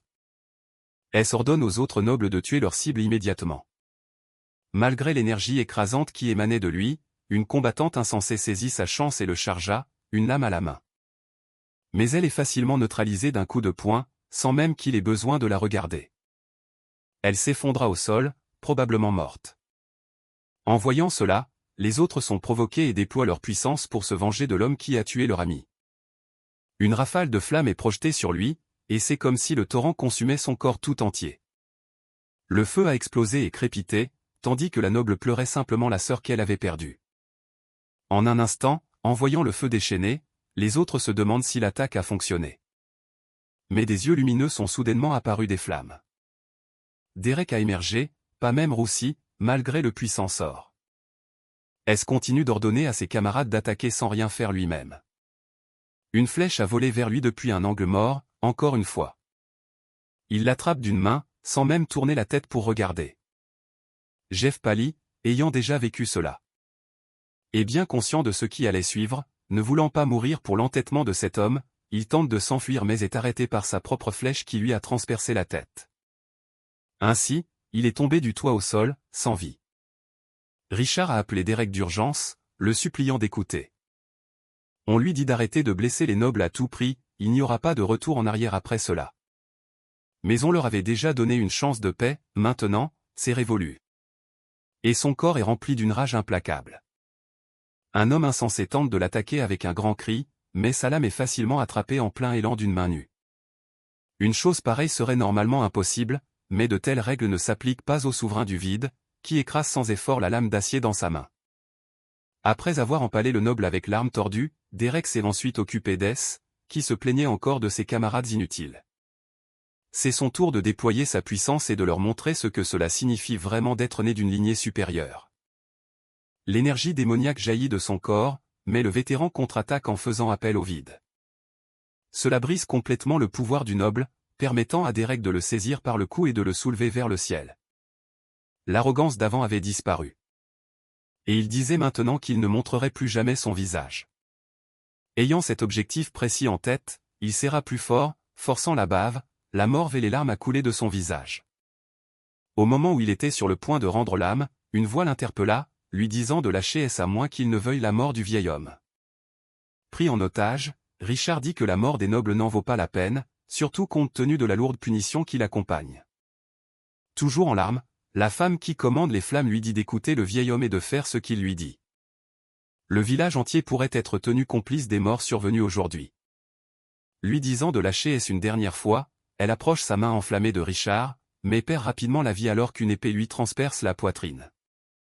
C'était Léon qui leur disait d'essayer de les punir. Il laisse tomber son corps, prêt à être un chef qui protège son peuple désormais. Derek était libre de faire ce qu'il voulait. On demande à s'il jure de protéger le village des représailles s'il est épargné. Le noble promet avec urgence, suppliant toujours pour sa vie. Satisfait de sa réponse, l'étranger impitoyable lui brise le cou. Malgré tous les avertissements que cela les condamnerait, il laisse le noble mort tomber au sol, faisant semblant avec sarcasme que sa main avait simplement glissé. Rena était inconsciente au sol, et les villageois restants chuchotaient tandis que Derek la ramenait chez elle. Pendant ce temps, Léon aida Richard à se relever, mais le vieil homme se sentait si condamné. Tout le monde regardait en silence et fixait du regard tandis que leur chef était ramené à sa demeure. Ils sont ensuite appelés à l'ordre car ils ont beaucoup à nettoyer après l'attaque. Bientôt, tout le monde balayait, déblayait les débris et éteignait les feux épars ensemble. L'intérieur de la résidence du chef du village était silencieux, à l'exception du crépitement de la flamme qui réchauffait le corps de Rena, lui tenant compagnie. Derek était assis non loin de là et vérifiait les mises à jour de son système. Son massacre de nobles a entraîné de multiples montées de niveau, ruinant son plan de faire des explorations de donjons de bas niveau avec Thomas. Il doit être la première personne à s'énerver de monter de niveau. Ses pensées sont interrompues quand il entend la voix de la chef. Elle souffrait encore, mais la première chose qu'elle a demandé concernait la situation du village. Rassurée que tout soit sûr, elle se calme et le remercie. Il feint l'ignorance. Et insiste sur le fait que tous les ennemis sont morts de nulle part, la poussant à le ramener à la réalité. Et le fait qu'il ait tué des nobles, si quelqu'un apprend ce qui s'est passé là aujourd'hui, tout le village sera en danger. Cela signifie qu'ils doivent juste s'assurer que personne ne le découvre, d'ailleurs, il a déjà une idée de ce qu'ils peuvent faire. Elle doit juste faire taire les villageois. Un petit groupe est ensuite entré dans les quartiers de la chef. Les corps des nobles sont hors de vue, et les cochers ont juré de garder le silence, remerciant Léon de s'en être occupé. Derek décide de stocker les corps lui-même plus tard. Richard sait qu'il ne peut pas lui en vouloir car il a sauvé Rena, mais ne voit aucune issue à ce désordre. S'il l'avait juste écouté et l'avait laissé vivre, alors ce serait peut-être différent. Il est rassuré qu'un plan soit en place, mais cela ne peut pas être fait seul. L'aide de toutes les personnes présentes dans la pièce sera nécessaire. En fait, c'est l'aide de tout le village dont il a besoin. Il devrait s'écouler quelques jours à quelques semaines avant que quelqu'un ne vienne vérifier l'équipe d'S. Cela dit, tout ce qu'ils peuvent espérer, c'est que cela prenne le plus de temps possible. D'abord, ils tiendront une réunion pour s'assurer que tout le monde comprend les enjeux. L'histoire est que les nobles sont arrivés, ont pris la carte à Richard, puis sont partis pour le donjon. Ils étaient à peine dans le village. Malheureusement, cela signifie que la carte du vieil homme devra être sacrifiée. Ensuite, Derek aura besoin de serments de la part de toutes les personnes présentes dans la pièce. Léon s'inquiète et se demande à quoi cela pourrait servir. Ce serait le même serment que Thomas a prêté, interdisant à quiconque d'entre eux de révéler ses secrets sans permission. Bien qu'il sache que c'est un homme honorable, quelques personnes du groupe ne sont pas disposées à conclure un accord aussi risqué. D'autre part, Rena demande s'il peut assurer la sécurité du village si elle prête serment comme il le souhaite. Entendant qu'il fera de son mieux, elle accepte. Mal est également hésitant, estimant que ce n'est pas nécessaire, mais il est prêt à le faire quand même. Brandy est pareil, et les trois gagnent la gratitude de Derek pour lui avoir fait confiance. Cela dit, il comprend les sentiments et l'hésitation des hommes, mais ils peuvent toujours écouter pour l'instant. Les serments sont prêtés et finalisés par le système lui-même, et il est enfin temps d'entendre le plan. Il est en fait content qu'ils aient demandé après avoir gracieusement reçu la carte de Richard. S a tenu à son devoir et a mené son équipe au donjon de niveau 100. Grâce à leurs efforts vaillants, le débordement de donjons et de monstres a été stoppé net. Et avec un contrôle adéquat, la propagation de la maladie sera également enrayée. Malheureusement, son équipe a été anéantie dans le donjon. Anna a subi une blessure mortelle de la part du boss Goulacide. Bien qu'il ait à peine réussi à s'échapper, il a finalement succombé avant de pouvoir recevoir un traitement adéquat. Dans l'intérêt de la sécurité du village, il sera dépeint comme un héros ayant fait le sacrifice ultime pour son peuple. Du moins, c'est ce que diront les enquêtes une fois son plan exécuté. Toute la pièce s'exclame, choquée et incrédule face à l'histoire élaborée que Derek leur raconte. Ils n'ont pas à se joindre s'ils ne le souhaitent pas. Il est tout à fait capable de faire les choses seul, mais c'est une excellente occasion pour chacun de devenir plus fort et d'obtenir des récompenses rares. De plus, il y a des choses qu'il veut tester et approfondir concernant le système dans le nouveau monde où il se trouve. Il estime que les expériences vécues avant le niveau 10 jouent un rôle majeur dans les classes qui leur sont proposées. En regardant Brandy, il sait qu'on pourrait lui offrir quelque chose d'incroyable et de spécial. Mal demande pourquoi ils entrent dans des donjons de niveau inférieur pour les nettoyer pendant que Derek attend. Il lui fait juste un clin d'œil et lui dit de lui faire confiance, ajoutant qu'elle comprendra bien assez tôt. Il leur dit ensuite qu'ils doivent se dépêcher, alors il porte Brandy sur son dos, et il court en direction du donjon. Ils étaient loin de se douter qu'une présence les observait de près. Plus tard, ils arrivent à l'entrée du donjon des bêtes de niveau 50. Ils traversent ensuite un pont en bois. Les jambes de Thomas tremblent alors qu'il marche, fatigué d'avoir couru depuis le village. Derek souligne que puisqu'ils ont tous prêté serment de ne pas révéler ses secrets, il va les révéler maintenant. Il accède à son système, et Rena est choquée de voir que son niveau est inférieur au sien, même s'il est clairement plus fort qu'elle. Il promet d'en révéler davantage un jour, mais pour l'instant, ils ont un donjon à soumettre. Sur ce, ils entrent dans le donjon. Ils trouvent une base où ils peuvent rester tout en élaborant une stratégie pour leur exploration. Derek prévoit de sortir pour battre un tas de monstres. À un cheveu de la mort et de les ramener à la base pour que Thomas et Mal les achèvent. Ils répéteront cette stratégie jusqu'à ce qu'ils atteignent tous les deux le niveau 30. Il suggère à Mal de regarder toutes ses options d'amélioration de classe une fois qu'elle aura atteint le niveau 25. Il regarde ensuite Thomas, et le gamin confirme qu'il sait ce qu'il fait et ne choisira plus la classe Dag. Sachant que Rena est plus capable, Derek l'invite à venir combattre des monstres dehors avec lui. Quand elle se sent en danger, elle est autorisée à retourner à la base pour récupérer. Brandy le regarde alors et demande avec enthousiasme quel est son rôle. Cependant, à sa déception, Derek ne lui donne rien à faire, sauf s'entraîner sur un tas de peaux. Cela remonte le moral du gamin. Il se tourne ensuite vers Mal et lui demande si la longue arme en métal qu'elle possède est la meilleure qu'elle ait. Elle le confirme et explique que, comme ses classes communes et ses armes n'étaient pas faciles à obtenir dans le village, les guerriers puissants étaient prioritaires et recevaient de meilleures armes, tandis que les autres recevaient les restes. Sur ce, il la laisse en choisir de nouvelles parmi les armes qu'il possède. Ils sont surpris par le nombre d'armes qu'il possède et demandent curieusement d'où il les a obtenues. Il explique d'un ton désinvolte qu'il les a juste collectionnées au fil des ans mais ne les a jamais vraiment utilisées. Il lui tend ensuite un autre bâton métallique, presque identique à celui qu'elle utilisait auparavant, mais plus polyvalent. Il ajoute qu'elle peut appuyer sur un bouton sur le côté pour en faire sortir et y rétracter des lames. Elle est émerveillée par l'arme. Pendant ce temps, Thomas a du mal à utiliser une arme à feu. En arrière-plan, Mal demande si elle peut avoir l'arme, et Derek confirme, disant qu'il en a beaucoup. Il lui propose également de prendre des dagues tout en tenant Thomas près de lui. L'enfant demande aussi des dagues, mais Derek refuse, disant qu'il peut utiliser une lance à la place. Après leur avoir donné des armes, Derek sort de leur base avec Rena pour commencer à combattre des démons. Ils sont immédiatement accueillis par un groupe de monstres gigantesques.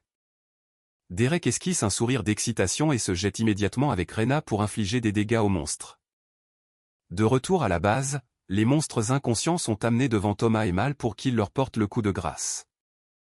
Les deux continuent de combattre les monstres à l'extérieur. Et décident d'arrêter pour la journée alors que le soleil commence à se coucher. Pendant ce temps, Mal et Thomas atteignent enfin le niveau 25.